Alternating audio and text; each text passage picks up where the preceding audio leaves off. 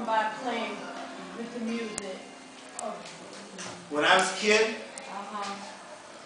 I'll tell you something. I grew up in a household with a very mean father. Very mean father. Strict. No, not just strict. Mean. So I used to close the door to my room and I used to read books. I read books because they took me someplace else. And then I started writing stories. And the teachers loved my stories, right? So they asked me to read my stories to the class. And the class loved my stories. Was you shy reading in front of a lot of people? I was very scared at first. My hands were shaking. I was very nervous in front of people. And very scared to read my stories.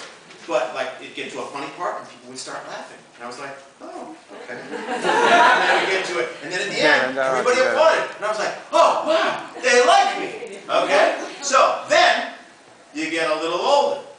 And you don't get to read your stories to the class anymore.